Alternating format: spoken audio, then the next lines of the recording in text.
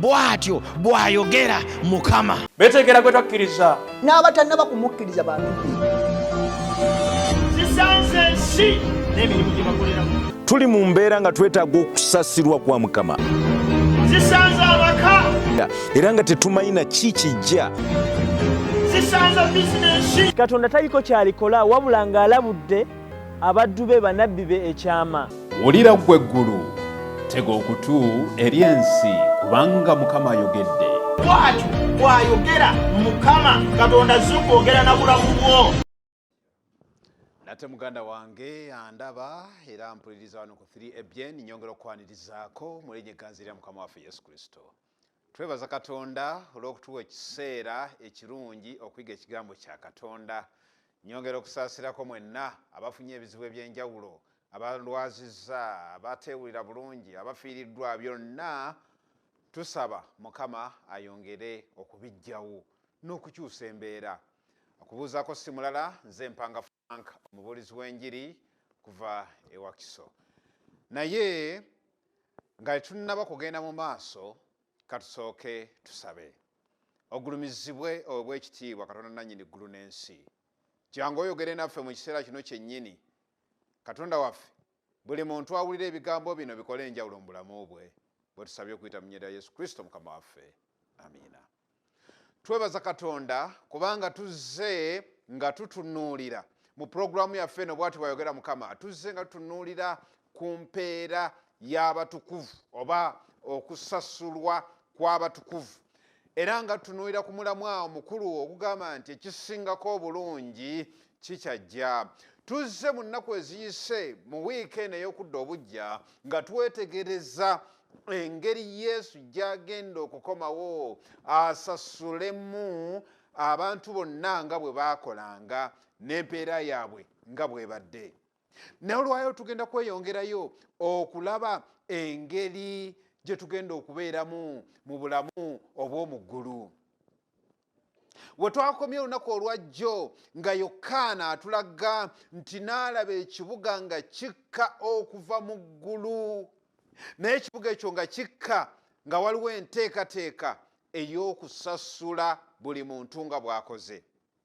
Bassebo ne bannyabo Bayibuli eno etulaga nti waliwo abantu abeewadde Setaani, abantu abatambudde ne Setaani, abantu abawuliriza eddoboozi lya Setaani era ne bamuwagira ne mu nteekateeka ze. Setaani ky'ayagala, tayagala gwobeere mu bulamu buno obugenda okujja, ayagala akusuubya eggulu. Kyova olaba nga Yesu yalabula n'agamba nga bwe byali mu biro bya Noowa bwe bityo bigenda okuba nga Yesu akomawo. Naye bw'osoma mu kitabo kya Lubereberye essuula ey'omukaaga olunyiriri olwokutaano, Mukama alaga agamba nti abantu nga beeyongedde okwonooneka.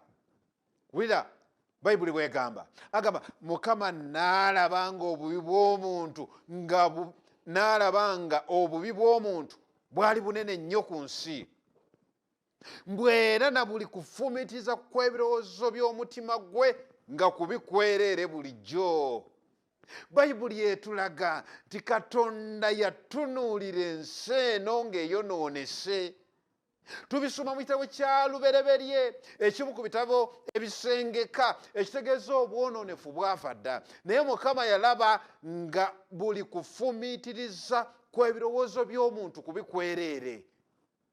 Era Yesu bw'akigeraageranyako nti kifaanana nga leero omulembe gwe tulimu abantu okufumiitiriza kwabwe kwonna kubikwereere. Singa ofuna omukisa okugenda ku social media n'okebera ebirowoozo by'abantu, bw'oba ofunye ky'olabyeyo oba posti yonna gy'olabye, gendako mu comment section olabe ebirowoozo by'abantu. Tubeera nga tuwuliza amaradio, tulaba ama-TV, mwana wattu ne bateekako emiramu egy'enjawulo, naye ebirowoozo by'abantu biba bigamba tamusonyiwa, naye agenda amuloge, abizzeeyo, abantu ebyo basiibamu. Naye kino Mukama yakiraba dda kuva dda na dda ng'okufumiitiriza kw'abantu mwana wattu kwonna kubikwereere. Mukama Katonda kye yakola ng'alabye obubi nga bweyongedde ng'ennaku zino bwe zeeyongedde, agamba oluvannyuma Katonda yasalawo okuzikiriza ensi eno. yasalawo okuzikiriza abantu abaali balina endowooza eyo n'abazikiriza n'amataba. Obulamu bwonna ne buggwawo ku nsi era abantu baali 8 bokka be basobola okuwona. Ekiseera kigenda kukomawo Mukama waffe bw'anaaba akomawo okutuwa empeera ye kyannaku nga abaakola obulungi bagenda kusasulwa mu mbeera ennungi, mu ngeri ennungi nga bafuna eggulu, naye n'ababi abatakkiriza njiri, abataategeera bigambo bino nabo bagenda kuzikirizibwa. Abantu abamu bagamba nti naye abategedde Kristo nga muli batono, abalindira Kristo nga muli batono, kyemugamba mmwe batuufu okusinga abantu bonna. Ku mulembe gwa Nuuwa Mukama yalekawo abantu 8 bokka. 8. Teyafaayo kuzikiriza baana bato, teyafaayo kuzikiriza bantu nkuyanja, naye ye ekigendererwa kye ekikulu kyali kya butuukirivu na butali butuukirivu. Leero Mukama atuddewo omukisa ng'ayagala atuwa obutuukirivu, ayagala atusasule. N'olwekyo muganda wange weeteeketeeke okusasulibwa Mukama.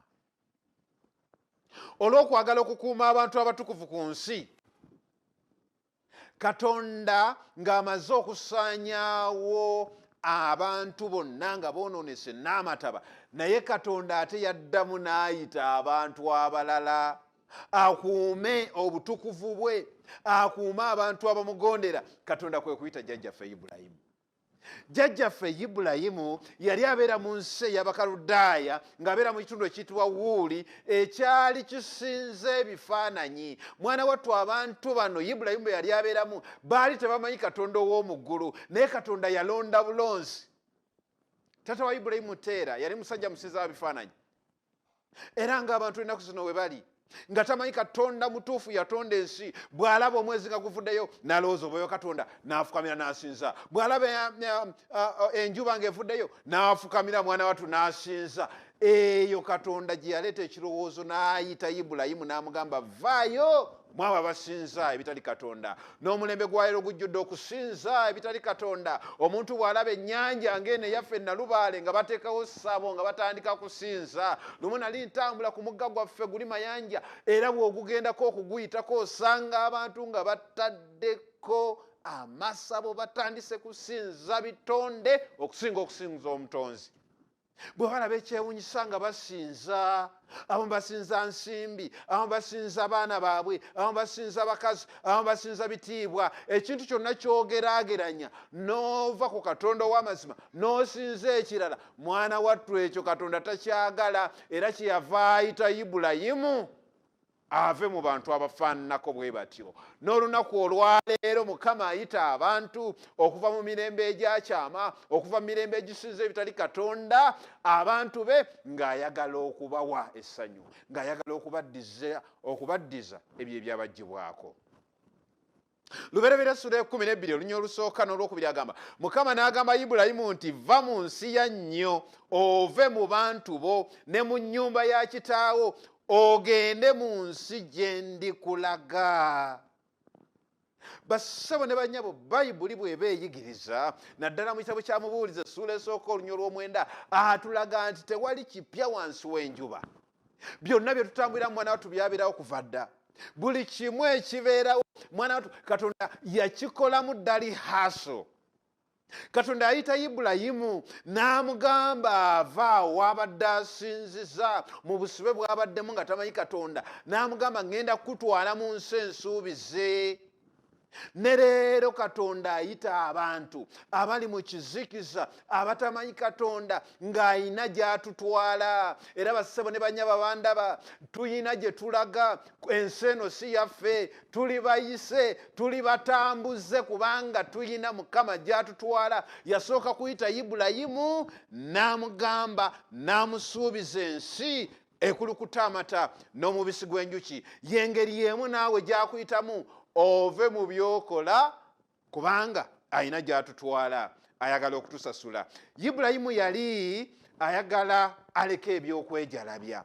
Ibulayimu kitaawe yali mugagga. Ibulayimu yali ali mu kweyagalagala n'obugagga, kubanga baayina ettaka nga ddene, baayina ensolo nga nnyingi, baayina buli kimu kye beetaaga. ne bassebo ne bannyaba ekiganya abantu leero okutegeera Kristo n'ebyo byagenda okutuwa kubanga bali mu ttaka. Abantu bali ku ttaka, kyapa nwanira kyapa, bali mu kukaanira kino, bali mu kukaanira kiri, bali mu kukaanira kino, bali mu kukaanira kiri. Naye Ibulayimu yaleka byonna ng'essuubi lye lirimu ebyo Katonda byagenda okumuwa. Wulira Bebulaniya ayogera ku baki Katonda bagenda okuwa. Bebulaniya essula y'e11 olunya olw'omwenda n'olw'ekkumi ayogera ku baani bagenda okusasula, bagenda okuwa obwakabaka obw'omu ggulu. Agamba olw'okukkiriza n'abeera, wulira, olw'okukkiriza n'abeera nga mu nsi ey'okusuubiza, nga mu nsi etali yiye, ng'abeera mu weema ne Isaaka ne Yakobo, basika banne ab'okusuubiza kwe kumu. Batulaga ku musajja ono Ibulayimu nti obulamu bwe bwonna yabutambuliza mu kukkiriza. Yaleka obugagga bwe n'abuvaako n'abeeranga mu weema, n'abeeranga mu temporary houses.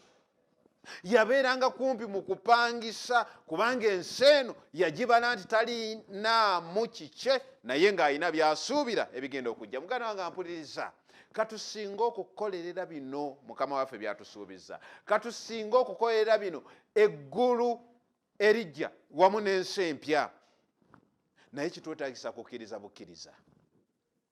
Gye tugenda teri yali abirabyeko, era agamba bye mutalabangako, bye mutasuubira, bye mutafumiitirizangako, naye Ibulayimu yakkiriza bukkiriza n'aweebwa obutuukirivu, kubanga yakola step n'ava gy'avudde Mukama gye yali amuyita n'atambula olugendo olwo.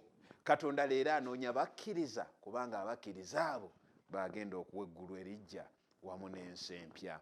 Ayongerako n'agamba nti kubanga yalindirira ekibuga ekirina emisingi, omuzimbi waakyo era omulokozi waakyo ye Katonda. Bebulaniya 11:10 agamba Katonda kye yasuubiza okuwa Ibulayimu n'abantu bonna, ne Adamu ne Kaawa bye baafiirwa, Katonda yasooka kubisuubiza Ibulayimu. Naffe abitusuubiza, Mukama Katonda agenda kubituwa. Kyandibadde kirungi n'obiyaayaanira. Era bannabbi bonna okuyita mu Bayibuli yonna bazze bawandiika ku bisuubizo bino. Bebulaniya essuula y'e11 mwana wattu etulistingira etuwa abantu abazze batambulira mu ssuubi naye nga balindirira. Muntu alindirira yayitibwa mu Advent. Bangi bazze nga bawandiikibwako ng'aba Adventist kubanga balina kye balindira, balindira okudda kwa Mukama waffe Yesu Kristo abawe ebyasuubizibwa. Essula y'e11 eyogera ku musajja nga Ibulayimu eyayitibwa, n'eyogera ku Enoka, ayogera ku Aberi omutuukirivu eyasooka, ayogera ku Isaaka, ayogera ku Lakabu naye ali mu batuukirivu abagenda okuweebwa ebyasuubizibwa. Lakabu yali malaaya, Lakabu yali mwenzi. Naawe oyinza okubeera eyo ng'okyali mwenzi, ng'okyali mukakanyavu, naye naawe Mukama asobola okuwa ebyasuubizibwa kubanga ne Lakabu mwali, Dawudi mwali, mwana wattu Samwiri, bonna beeyogerwako nti bagenda kuweebwa ebyo Adamu ne Kaawa bye baafiirwa. Weetegereze Bayibuli bwebogerako. Bebulaniya essuula y'e11 olunya olw'e13 n'olw'e16 agamba bano bonna baafiira mu kukkiriza nga tebaweereddwa ebyasuubizibwa, naye nga babirengerera wala ne babikakasa ne babyetwalira.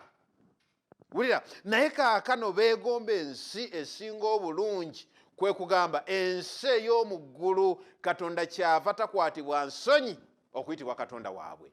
Abantu bano okuyita mu ndagaano ekadde baali basuubira Katonda okukka, Katonda okubawa ebyo ebyasuubizibwa.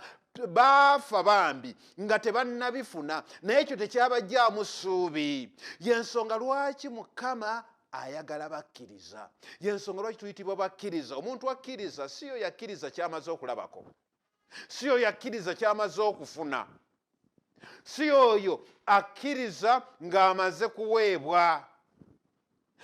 Bayibuli egamba wano kubanga Katonda yabateekerateekera ekibuga naye ne batambula ebbanga lyonna nga tebabifunye, naye nga balina okukkiriza nti Mukama bw'aba yasuubiza ajja bituwa. Naffe Mukama atusuubiza. Kyova olaba waliyo nnabbi eyasinga bannabbi bonna okwogera ku ggulu. Si Yokaana yekka ye yalyogerako, naye ne nnabbi Isaaya mwana wattu yayogera ku ebyo ebigenda okubaayo, kubanga yali akakasa nti Katonda talimbangako, yali akakasa nti Katonda ebyo bye yasuubiza mwana wattu agenda kubituwa. Wulira Isaaya bwe yawandiika mu Isaaya nabbi essula ey'enkaga-mu-etaano olunyiriri 17. Wulira awandiika ebigambo bino. Kyewuunyisa okubanga okuva ddala mu ndagaano enkadde nga bino ebyatusuubizibwa bizze byogerwako. Isaaya omu ku bannabbi abasookawo awandiika ebigambo bino agamba, kubanga laba ntonda eggulu erijja n'ensi empya, n'ebintu ebyasooka tebirijjukirwa nate wadde okuyingira mu birowoozo. Isaaya agamba Katonda agenda kuleeta eggulu erijja n'ensi empya. Ebintu ebibaddewo leero, ebintu bye tutambuliddemu tebigenda kujjukirwa. Obulamu buno bwe tulimu leero, amasanyu gano ge tulimu leero, waliwo omuyimbi yayimba nti tujja kubinyumya byonna, naye ebyo tugenda kubinyumya nga tukyali mu ggulu. Naye bwe tunaabeera mu nsi empya tegenda kubeerayo kufumiitiriza ku bino bye tubaddemu mu nsi muno. Mu nsi empya tegenda kubeerayo kujjukira nnaku. Oli yayimba n'agamba tonzijukiza ebyali mu Misiri. Tebigenda kubeerayo, wagenda kubeerayo ssanyu lyokka. Ayongerako ebigambo bino. Isaaya 6:6 olunyiriri 18 agamba era nate nti ekyejo tekiriwulirwa mu nsi eyo newankubadde okuzika newankubadde okuzikiriza mu nsalo zo. Tuli mu nsi etalimu bwenkanya. Tuli mu nsi abantu nga balwanagana, balwanira nsimbi, balwana mu byobufuzi, balwana mu kino, basengula bano, ate ettaka ne libibutikula bano, ate ogenda okuwulira kasasiro yasse bwe bati. Naye wano atutegeezezza nti ebikolwa eby'ekyejo tebigenda kuddamu kuwulirwa mu nsi eyo. Ensi Mukama gy'atutwalamu tewagenda kubeera byakwerinda. Omanye ensi eno ekintu kyesinga okuteekako ennyo essira ye security. Ensi oba gavumenti eyinza okulemererwa okuliisa abantu baayo, n'eremererwa okuwa abantu emmere abafa enjala, naye bajeti ya security ebeerawo. Bajeti y'okuzimba amakomera ebeerawo. Bajeti y'okugula ebyokulwanyisa ebeerawo. Naye eno ebikolwa eby'ekyejo tebigenda kuwulirwayo. Ensi eno gye tulaga tegenda kubeerayo poliisi, tegenda kubeerayo erosi, tewagenda kubeerayo kitaawuluzi gye tutwala emisango nti batusayire emisango.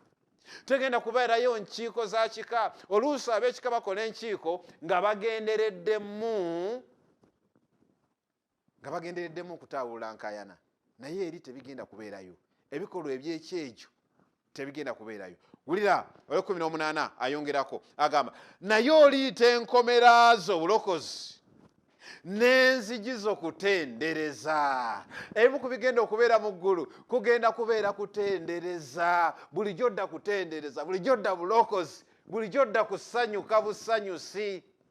Era emirimu egisinga gigenda kuggwaawo, naye abayimbi be bagenda okusigaza omulimu mu bwakabaka obw'omu ggulu, kubanga wonna kugenda kuba kutendereza, kugenda kuba kujaguza, nga bunaaba bulamu bulungi, nga tewandisuubiddwa mukisa ogwo ogw'okusasulibwa. Isaaya mu ndagaano enkadde wuuno yabyogerako ebigenda okubaayo. Agenda maaso, weeyongera okulowooza, eyo tegenda kubeerayo kulwanagana, wagenda kubeerayo mirembe myereere. Leero abantu baagadde emirembe, abantu ne bavaayo, abamu beesibye mu byobufuzi baga tugenda kuleeta emirembe, buli omu awoza peace peace peace peace, twagala ddembe, n'ennyimba ne baziyimba. kyewuunyisa ng'abantu fokasi yaabwe ekwatagana n'eya Katonda yennyini, kuba kati abantu baagala ddembe. Eddembe ly'obuntu muliwulira, tuze kulwanira mirembe, twalwanira emirembe, naye ne Katonda kyayagala okutusasula ayagala atuwa emirembe. Ensi etaliimu ntalo, ensi etaliimu nnyombo, amaka agateredde obulungi, agataliimu kulwanagana, agataliimu kukaayana, bw'ate zino zakkameeza, ate kino kyagenze bubi, ate ono omwana yalwadde. Emirembe Mukama gy'ataddeko essira, kubanga n'ensi yonna gyeyagala. Mu nsi eyo tegenda kubeerayo bakwata bakazi, tegenda kubaayo kweraliikira kutambula kiro, kubanga Bayibuli egamba teribeerayo kiro. Ensi eno tegenda kubeeramu babbi. Mwana wattu, temugenda kubeeramu bya kitalo byanaamiriza. Tugenda kutambulira ku nguudo za zaabu, mwana wattu, nga tetweraliikirira kutunyaga. Ennaku zino buli muntu yeegomba okubeerako mu kifo ekirabika obulungi, ekifo ekiyonjo, ekifo ekisanyusa amaaso. Era bw'otunuulira ku TV zino nga z'otunuulirako, tugezaako okusiiga ekifaananyi ebiragibwa byonna okulaga nga mwana wattu bisanyusa amaaso go, okulaga nga birungi. Kyova olabanga ne Katonda atambulira mu layini eyo yennyini, n'atulaga nti enguudo ze tunaatambulirako zigenda kubeera zaabu njereere. Ffe wano twegomba okutambulira ku luddugavu, twegomba okutambulira ku nguudo eza koolaasi, nkubanga tukooye enfuufu. Era ne tugamba ono tumuggyeko, tulonde omulala asobole okutuwa oluguudo lwa koolaasi oluddugavu. Naye Mukama ye ateeseteese golodi. Golodi kwe tugenda okutambulira. Lwaki okkiriza okusubwa omukisa ogwo, muganda wange ampuliriza? Lwaki toyaayaana Mukama? N'oyaayaanira Mukama, naawe n'obeera omukkiriza, naawe n'akuuma okukkiriza kwo, n'osobola okugabana ku birungi ebigenda okubeerayo. Wulira, mu nsi empya omusajja ono Isaaya ayongera okunnyonnyola. Mu Isaaya essuula ye-11 olunya olw'omukaaga agamba, omusege gunaabeeranga n'omwana gw'endiga, engo enaagalamiranga awali embuzi, ti n'omwana omuto agenda kuzikkaatiriza. Wano mu Buganda tulina olugero olugamba nti kabwa nango, embwa tekolagana nango, naye nti mu nsi empya bigenda kuba nga mwana wattu bikolagana. Bigenda kuba mwana wattu nga biriira wamu, nga tewali kidduka kinne waakyo. Agambye nti n'omusege, omusege mwana wattu gwekoka mu ndiga, era omusege bwe gutyo ne gulya endiga, naye ku luno bigenda kubeera wamu nga bizannyira wamu. Empologoma n'ebisolo byonna eby'omu nsiko, abaana bagenda kubibuukirabuukirako bwe bati nga babikkaatiriza nga bwe babeera ku bouncing castles.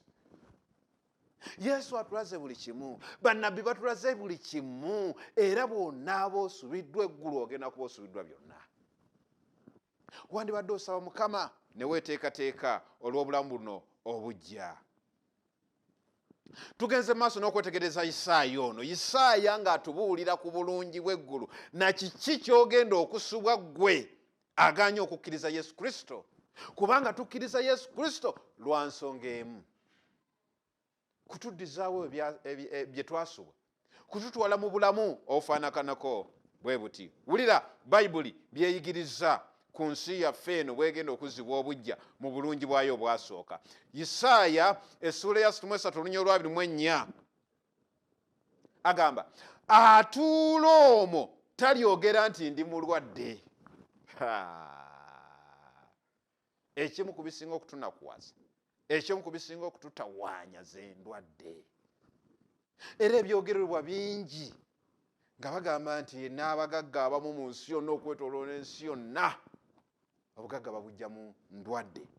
Era bingi ebyogerebwa nti n'endwadde ezimu bakuliyetinga nkuliyetinge, ne baziteekawo basobole okufuna ensimbi, kubanga omulembe guno buli omu mulwadde, buli omu mulwadde.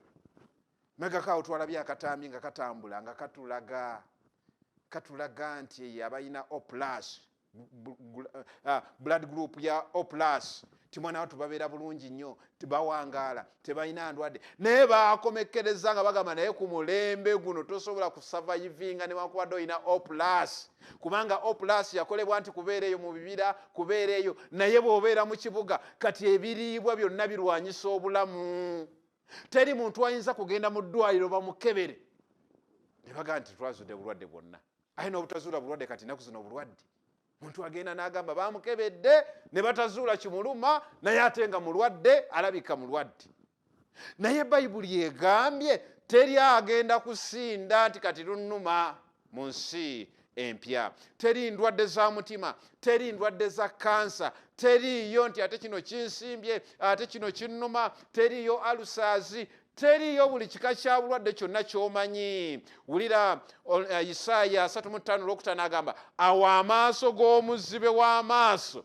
ne galyoka gazibuka mu nsi eno tuyinamu abazibe b'amaaso mu nsi eno tuyinamu abaliko obulemu ku maaso nga tebalaba bulungi naye Mukama atusuubizza nti abalema bagenda kubuuka abazibe b'amaaso mwana watu bagenda kutunula era agamba n'amatu g'omuggavu w'amatu gagenda kugguka wulira omulema alibuuka nga ennangaazi ennangaazi kye kimu ku bisolo nga bw'olaba kiringa mbuzi naye kibuuka naye n'abalema kwolwo bagenda kubuuka tegenda kubeerawo wheelchairs n'entebe zetusindika nsaba Mukama akusaasire ggwe aliko obulemu ku mubiri gwo gwaliko ekitali kituufu ku bulamu bwo mu ggulu byonna bigenda kuba nga bizziddwa bujja tugenda kuba nga ffenna tulabika bulungi abantu leero babonyeebonye n'okunoonya make-up n'okwezza obujja naye mu ggulu byonna bigenda kuba bya bwerere bayibuli yatugamba teri kubala myaka abatayagala kubalibwa myaka mwandibadde batuufu okubeera ba number 1 okugenda mu ggulu saa Mukama atusaasire saa Mukama atuyambe tukole kyonna ekisoboka tumukkirize tumutegeere tukkirize ebigambo bye tusobole okubeera abawulize okutuuka mu bwakabaka obw'omu ggulu gy'oli eyo ng'oyagala naawe oleme kusubwa obulamu buno obulungi wandineegaseeko ne tusabako ffenna katusabe Mukama atusaasire